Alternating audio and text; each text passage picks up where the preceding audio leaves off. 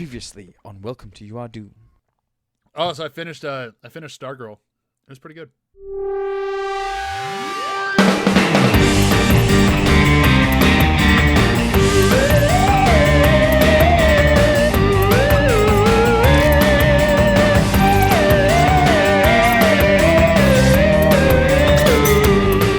Welcome to You Are Doom. I'm Bryan Dressel. With me, as always, is Graham, baby Lamont Mason.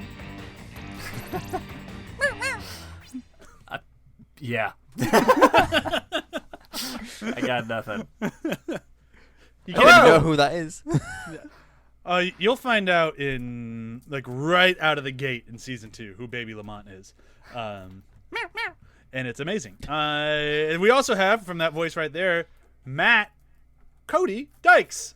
Cody! Cody! You're going down, Cody. This is for Cody. Hey, what are you doing?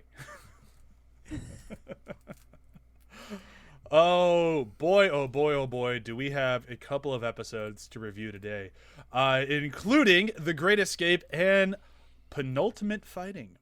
Penultimate Fighting, so aptly named as it is the penultimate episode to season 1. And holy fuck, did this season go by really fast, right? Yeah.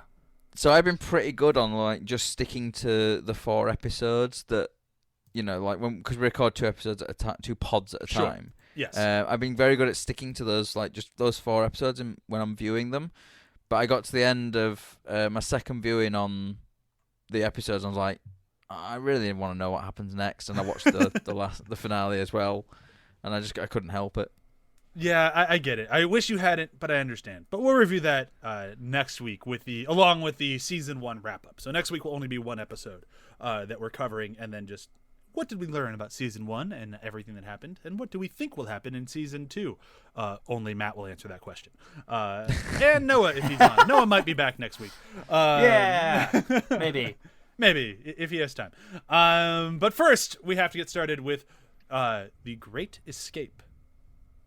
And this thing, holy shit, does this episode start off with a bang. The previously on in this one is fantastic. We have Sin, who just got fired, but revenge shall be hers, and then Valerie's back. Hooray! Yeah. No! Revenge shall be mine! And this is Amber Nash, right? Amber Nash does Valerie's definitely. voice. Holy Yeah. shit, is she funny. It's like when she shouted, "Revenge shall be mine," I was like, "Oh, Pam." Yep. Sploosh. I mean, entirely. So then we have, you got to catch up on what's been going on with Stan, where they've been making him as the awesome X-Doll. Now with Power Mustache and Fighting Punch. Damn it! Punch! Give me the sweatshop. That advert is amazing. Just Fighting Punch. Just far and away one of my favorite phrases ever. But I also love how Stan just dialed 0 and said, "Give me the sweatshop." And the operator is like, "Yes." I was like, "Oh yes, I know which shop is means." Get me the sweatshop. Boy.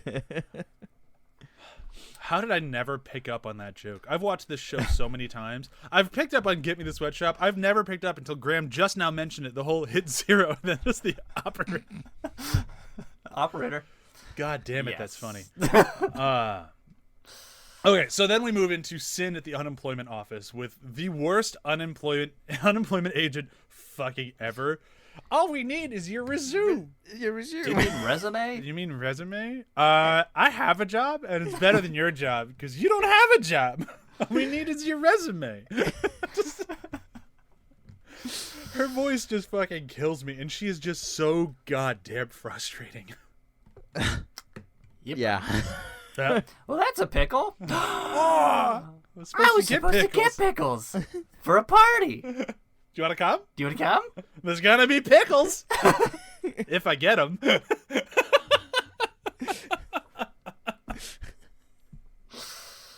But really, that's the only job that she could probably have.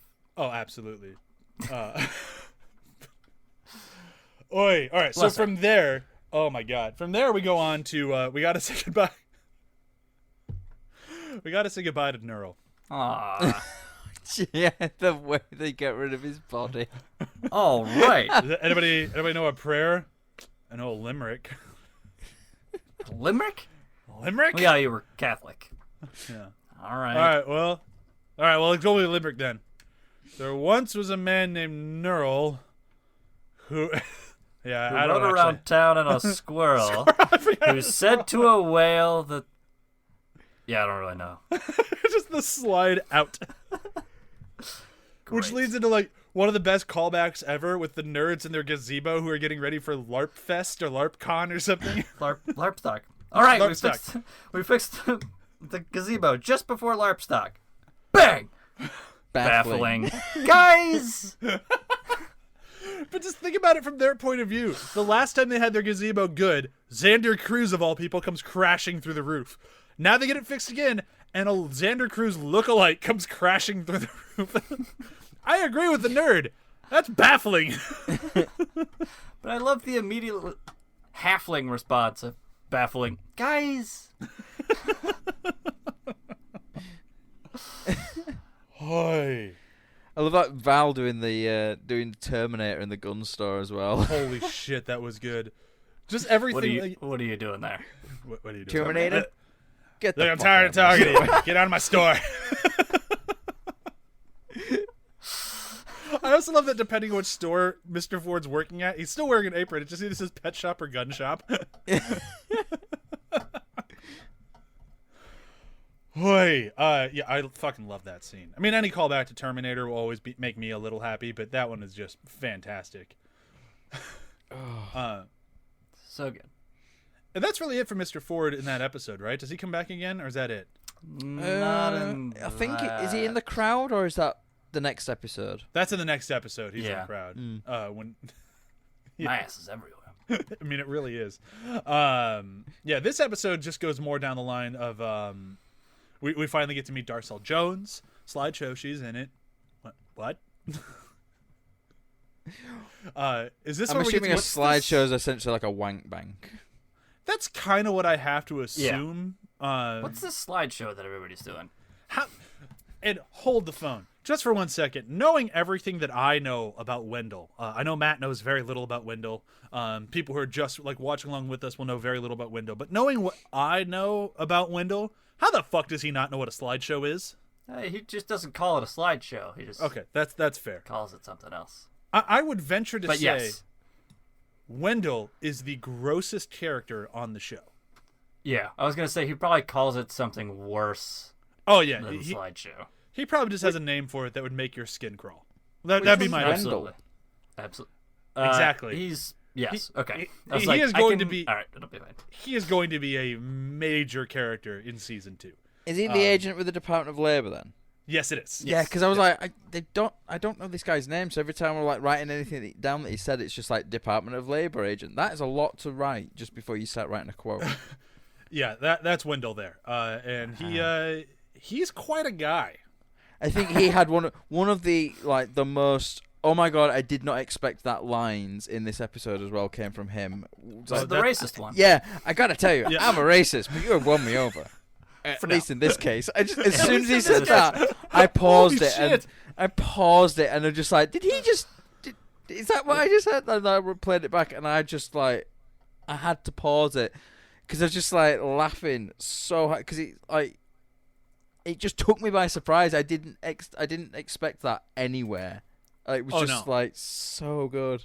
That is Wendell's bread and butter. Like Wendell is there to make you go, "What the fuck did he just say?" That's what I mean. Like he is just a gross human being, and Even it his makes voice, like it's just grating, just isn't sort of- it? Yeah, Grating. it's just so Yes, that's so a good word. skeevy. There's like something Yeah. about me. You just go. Ugh. Yeah, you just don't want to be around him. And then you, we're skipping over some things that I really wanted to talk about, but we'll get back to it. He has moments where it's just like, what the fuck is happening? Like he's trying to teach Tukwil, or he's letting Tukwil do research for a job by investigating a racist dry cleaner, and they're just beating the shit out of him. I just Can love you, that. does the FBI You guys do can actually this? Nope. No. we're actually the Department of Labor, so we're not authorized to do any of this. Tukwil just punches him in the face again. Yeah. My favorite part about that is Tukwil's doing another one on research for a movie about the FBI, but he's with the Department of Labor as well. Yep. Oh my god. Yeah, just any time with Wendell. And really, anyone who hangs out with Wendell, I question. Including Tukwil. And I love Tukwil. Tukwil's great, but yeah, even him's a little woof. So dialing back just a little bit, because we skipped right over it.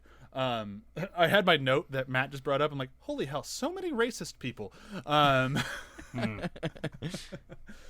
But yeah, so we have Xander and Killface sludging through the sewer with their new eyes.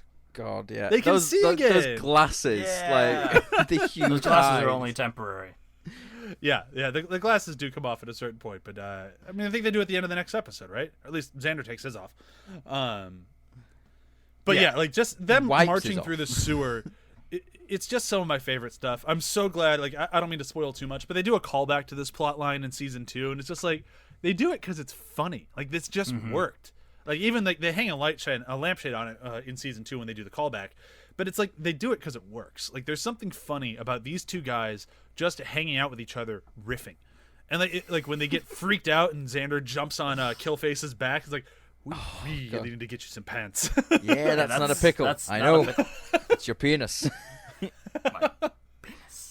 My penis. Barnaby, Or even at scooch back. Or even as he climbs down into the gutter, he's like, "Oh God, is your mouth open? God, your incisors are on my sack." So past that, we have now them at the Chinatown, the Death Rabbits fights, where Tukwil's hanging out with the dry cleaner. Then he calls him a racist ass dry cleaner. Jumps right into the Darcel Jones. Do you have a racist ass dry cleaner? Find out tonight. Row. And then it all kind of just comes to a head where Killface and Xander are caught in the sewer while talking about Plan B, which they don't actually have. I love Killface's plan, though. I love the way that he does that, and it's just like this one will have some shuriken, and then it's like, and then I'll use them to take out the others, and it just the London calling, and then he throws, and it's just so random, and I just absolutely love that line. I don't know why. But all the stuff that I just wrote that down because it's just the way he does it. He just goes London calling, and then. Wait, do you mean to tell me the guy from England likes the joke London calling? It's just the way he says it. It's nothing to do They're with the song. They're playing to their audience, I think. It's nothing to do with the song. It's just the way he says it. I'm kidding, of course. And so random as well because it's like shuriken in like Chinatown. Nothing to do with London at all. Well, he says London calling when he kills the cab driver earlier too. Yep. Does he? London calling, bam, bam, bam. Yeah, he does it then too. I think that's supposed to be like. I think that's what he thinks is his catchphrase. Yes. Yeah. See, I didn't pick up on it then, but I did pick up on it this time, which is interesting. I wonder it's maybe the way he says it in this one. I think he says it pretty much the same way. I just think the joke works better here. Yeah, because maybe. it's so fanatical here, whereas like in the first time it's just like, nah, I think that guy was Filipino. Oh really? London calling, boom. And it's like, okay, that's fun. Like, it was a good joke, but it wasn't. I think that just worked better in like the fantasy because it's already so heightened and just insane that when the joke happens, it's just one on top of the other, whereas the other one was the joke. Does that make sense? Yeah. Which is kind of why I like the other one better, because it's like it's so kind of just a throwaway of like London calling, blam. Yeah. Okay, so let's move into penultimate fighting. I can say penultimate. Don't worry about it. Don't ever dial back 10 seconds to see whether or not I've ever pronounced that word correctly. This one picks up pretty much right where the last one left off. We didn't really talk much about Grace Ryan in the last episode, although she is in it. This one in the previously on, they mentioned again that she's just been munching ant poison to try to kill the ants in her brain, which is just that's a good plan. It's a good plan. That's a good plan. And as we all know, it definitely works. I do like just to take a brief pause. It does feel like for a moment Adam Reed couldn't decide like, will she be Antagony or will she be Grace Ryan? Right. Like which one do I want? We all know where he ends. And I'm really trying not to spoil things because it's awesome. But it did kind of feel like he hadn't really fully decided which way he was going to go. I'm glad that he figured it out though. Yeah. Yeah. I mean, I think either way they could have made it funny, but yeah, where they go is good. Yeah. Anyhow, so let's move on to now in the episode. We finally have Killface and Xander meeting Torpedo Jones, realizing how much Torpedo Vegas. What did I call him? Jones. Why do I keep calling him Jones? Torpedo Vegas. He's all my Barnaby's notes. brother. Throughout all of my notes, it says Torpedo Jones. Fuck. Is it do you think that he and Barnaby, who is also a fictitious character within this fictitious character, do you think they're brothers? Is that what's going on? Yeah, we're gonna call it a theory. So Torpedo Jones, they're having their conversation. He's doing his whole Bond villain thing, like the tanks, and of course Xander turns on him on a dime, just immediately. Like, it's all his idea. I have Patty Hearst syndrome. I have Patty Hearst syndrome. And I love that Torpedo Jones starts like just making this really random reference, and even Killface is like, I think I'm missing a key reference. Which is like, kind of like a joke in and of itself, like, because this show has just so many random references that, like, Right. I'm sure many of us are like, that one went over my head. Yep. And then, yeah, we're all along with Killface of like, wait, am I supposed to be piecing this together? He's like, I think I'm missing a key reference here. And you're like, oh, okay, good. Yeah, me too. And I love that Xander, like, just pisses off everyone but Killface, at least when he's in his Barnaby Jones persona. Mm-hmm. And, like, Torpedo Jones still... Yeah, I'm never going to let it go now. So, Mr. Jones, like, he gets frustrated with Xander. It's like, you're starting to piss me off. You're not even wearing pants. Well, neither is he. Yeah, but he doesn't have a penis. Yeah, what is going on there? He's like, so far as I can tell. I have Patty Hearst syndrome. He's like, oh my god, turn 6.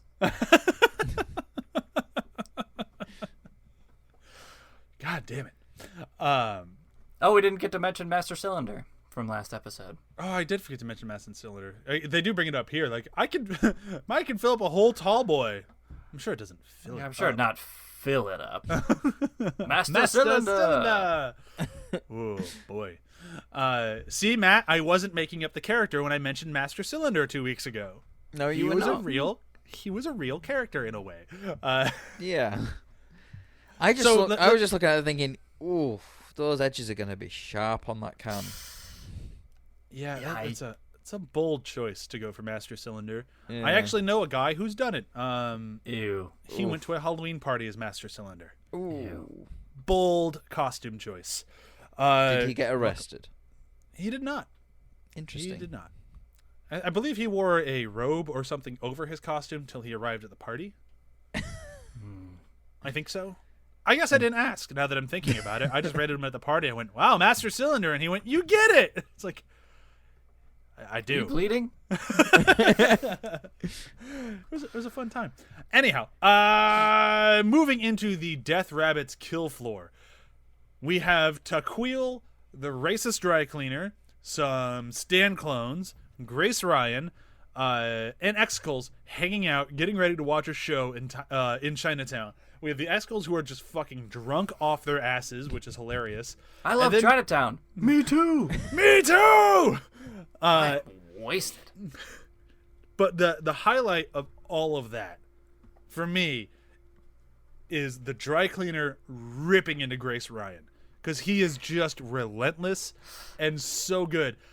And just like take that, what's her name? Grace Ryan? Nope. Darcel Jones? Darcel Jones. Take that, Darcel Jones. Really? You think you're even on her radar? I'm sorry, but he is killing you. Like, it's just... Which, at the end of this episode? Yeah. Yeah. You get the reveal, and you're like, oh, holy crap. I guess, huh. Wow. So Grace Ryan really is on her radar, and she really enjoys ruining Grace Ryan's day. Huh. See you at the local Peabodys. Or more likely, not. Like, it's one of those, like, reveals where I'm, like, a little flabbergasted, like, huh. So, So you were absolutely right. She does have it out for you, and she's very successful at it. Huh. And wait a minute. If Darcel Jones is the dry cleaner, where's the real dry cleaner? Row! Just surrounded by jaguars. Just like tied up as well. Yeah. So that was jumping ahead quite a bit, but I just wanted to point that out. I'm like, no, it was the right moment for it. Thank you. I think we skipped past this point, but I do like the news guys in the van. Just like, God, finally these two are gonna fight. I know, like, drag it out some more. Why don't you? And again, another one of those long pauses. Yeah. That just with the guys in the van, it works so well. Like, drag it out some more. Why don't you?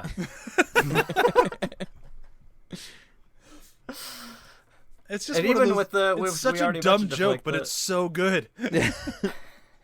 Slideshow. She's in it. Like, what's happening? So yes, so they finally do fight. And while they're fighting, you have the Department of Labor fighting the news team. The Department of Labor has guns. The news team has betas and quarter-inch tapes. Is that 3/4? I'm hit! Cody's down! And the only reason they're fighting is because they think they've been made by the other one for all spying on the same thing. Like, it's just a big miscommunication, and they're fucking murdering each other over it, which is very, very just awesome. But the fight is actually, I love the fight. I love Killface versus Xander. Like, I love them wearing the ridiculous outfits with the knives and the butcher knives and everything on their helmets. It's like the weird hammer things that Xander's got. Yeah, the noise they make as well. That whoom, whoom. I like how Killface is taking all the hits. Like, and then just not every time right in the retina. It will detach. Then the X-Girls are like, wait a minute, this fight is rigged. Rigged. Boo. Like, we have to go with plan B, and I apologize in advance. Bites his ear off. I think even before this, we're talking to, like, Tuck Wheel's like, man, I love Chinatown. And you're like, yeah, me too. Chinatown's got something for everybody. Right after Torpedo Vegas. Jones. You got it fucked in my head, too. After Torpedo Vegas is like, we're not going to have death rabbits. We're going to have a fight to the death of people. Like, Two best friends. Two best friends. It's like, Chinatown's got something for everyone. Oh, God. But I love the fight. Like, I love the fact that he bites off Xander's ear. Like, that's a major plot point throughout the rest of the series. And I just love the no, they can reattach it as he throws it to the clones, which are animals. Just, rah. Put it in a glass of milk. Yeah, would that help? A glass of milk? Is that a thing? It works with teeth, or at least that's what they say or said. Does it? Well, I don't know if it does. I can understand with teeth because it's calcium, isn't it? It's calcium, yeah, but yeah, not with human body parts that aren't teeth. I always so you put it in a bag and then you put it in ice. Yep. You don't put it directly on the ice because it damages the flesh. I love how we're going deeply into this, how to reattach a human ear. Could his ear have been reattached? Well, nope. I guess it's all a moot point because it was eaten. Yeah. Right. But yes. It could have been. That was a weird tangent. Wasn't it? I forgot to mention we also have Mr. Ford there. Mr. Ford, because his ass is everywhere. Yeah. Just in the crowd. And he gets caught by Simon. He's like, and mumbles it. Of course, we can't understand, but yeah. But of course, Mr. Ford can, which is kind of cool. He's like, aren't you working in the pet shop? Yeah, I do work in the pet shop. My ass is everywhere. My ass is everywhere. And I love that there's finally the moment where Killface, who's just been so willing to murder anyone, can't kill someone. He's supposed to murder Barnaby Xander, and looks at his dumb face. He's like, I can't. It's got the mind of a child. I'm sure that's a reference to something as well. Oh, I'm sure. The mind of a child thing. I'm sure I've seen that somewhere. It felt definitely like something, but I don't. That one went over my head, as we mentioned earlier. Some of these do. But I love that Torpedo Jones is like, I like that. I will let you leave, and your son will leave my curious employ. Ew. Ew is right. Just what a weird way to put that. Yeah, it's pretty awful. And then we cut back outside to the aftermath of the cameramen versus the Department of Labor, where the Department of Labor has won because they had the guns. I need an ambulance. I'll call you a hearse. A hearse. This is for Cody. Oh my God, what did you do? Hold this. Cody, what did you do? What did you do? Oh, man. You only get to see Cody one more time. But when you do, it's not good. It is not good. Hey, Cody. Cody does not fare well at the end of this parting. I'm guessing he goes down. He goes down. Yeah. Yep. Oof. After that, we finally have the farewell to Torpedo Jones and pretty much everything with the fighting ring, and we got to leave the tease for the final episode. So we have we got to get them some money. So here's your cut, 30 grand. Yeah. You can count it. If you want to be a dick for the rest of your life. Yeah, you want to be a douchebag all your life.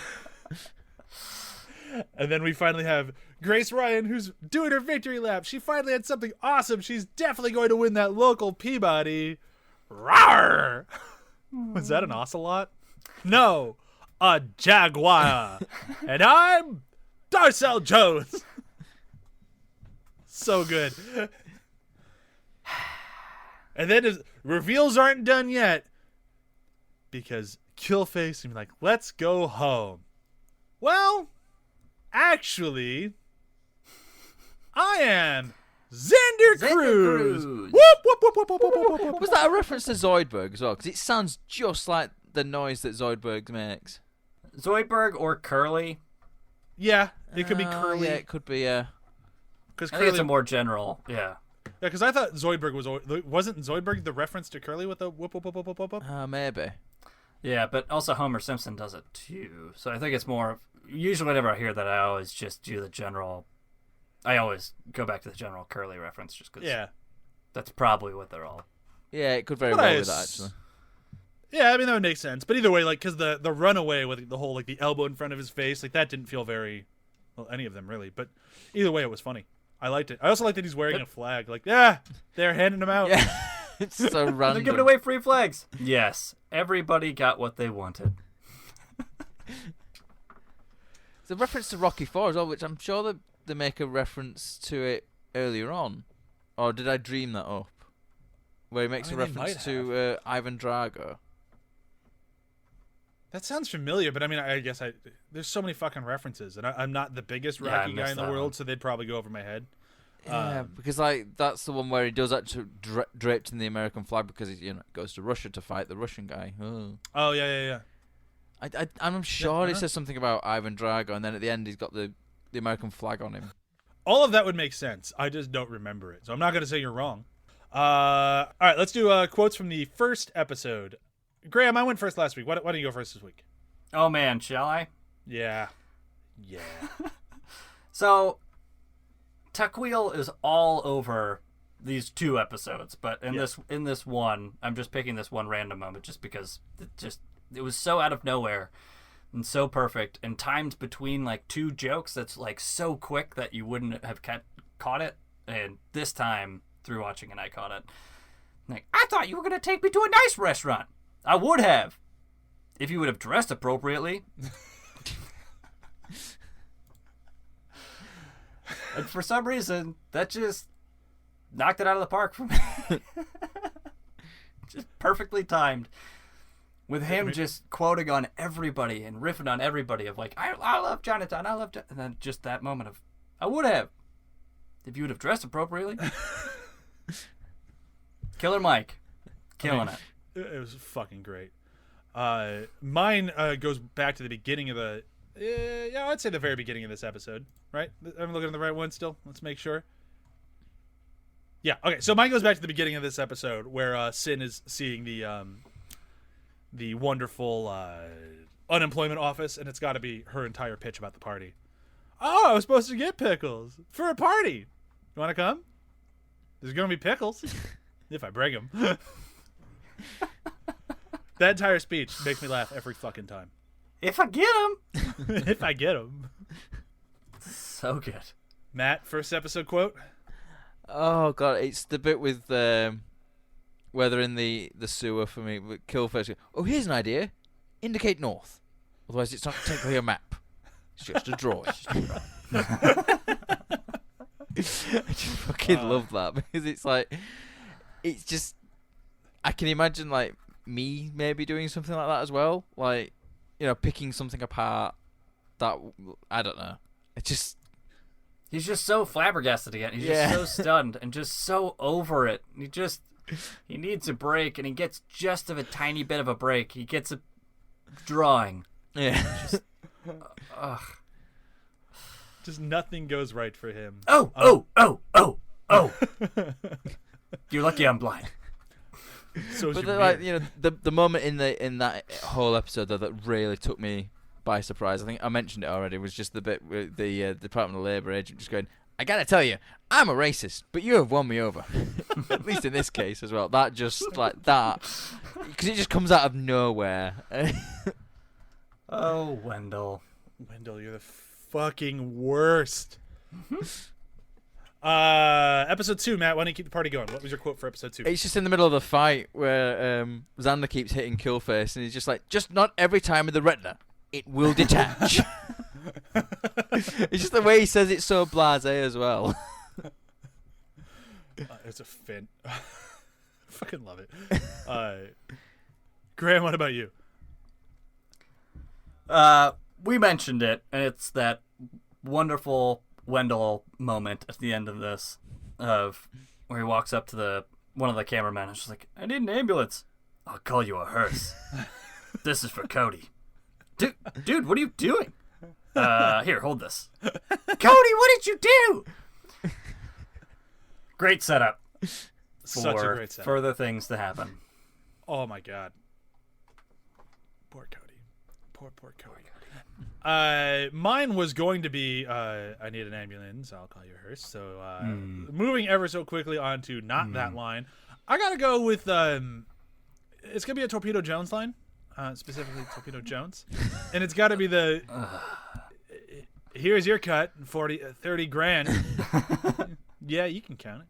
You want to be a douchebag all your life. It's just under his breath, just like, yeah, I definitely shorted you.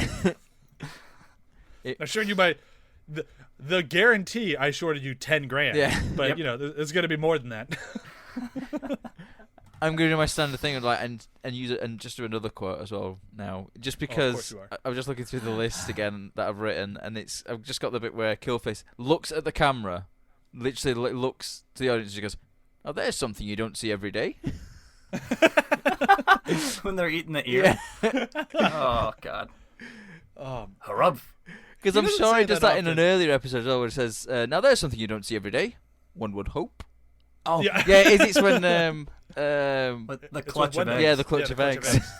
At the expo. Yeah. Man, that feels like so long ago, but it's not even been that long ago. No. I would highly recommend, when this is all said and done, to rewatch season 1. Absolutely. Just binge it like back to back. Yeah, I'm sort of thinking that in preparation for season 2. It's 13 11-minute episodes. You can do it. It's just like a long movie. Like it's not that hard to do. It's not even that long a movie these days. Well, it's like, you know, 2 hours 10 minutes. Yeah, it's really not that bad. Like, and it's worth it. I highly recommend it. It's probably about a minute of end credits as well. So yeah, worst case scenario. Yeah, it takes. You could watch the entire season of this and still spend less time than if you'd watch, say, like Avengers Endgame. It's shorter than that. Yeah.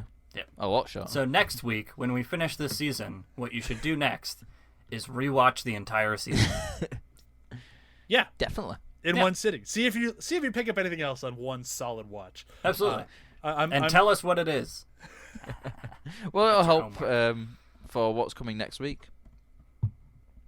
Yeah. Well, since you've already watched next week's episode, when you watch it again to review next week, just watch the whole fucking series. Yeah. There you go. All right. So I would say that's it for today. Correct? Correct. Cool. You are correct, sir. Thank you. I was hoping one of you would pick up on it. Plugs. I'm going to do the same thing I did last week because I kind of liked it, unless anybody has a very specific plug. But otherwise, I'm just going to say www.athpod.com. Yeah? Yeah. Yeah? Yeah. I also, now that since I'm doing my plugs so incredibly short, I want to throw a special, really, really big thanks to some people who have been supporting the show. I want to do a very big thanks to Mr. Jim Funicille, who's been doing our notes. Jim! He's been doing a great job and it's been very, very helpful. And I want to send a big thanks out. Yeah, he definitely heard you as we're recording wherever Jim is. And then another big thanks out to Trey Johnson and Ryan James, who have been helping me with editing. That's our version of credits this week, because I never do them. But a big thanks to everyone who's been helping the show from behind the scenes. Without them, there's no show. So with that, I will say goodbye. But I can't put coins in it!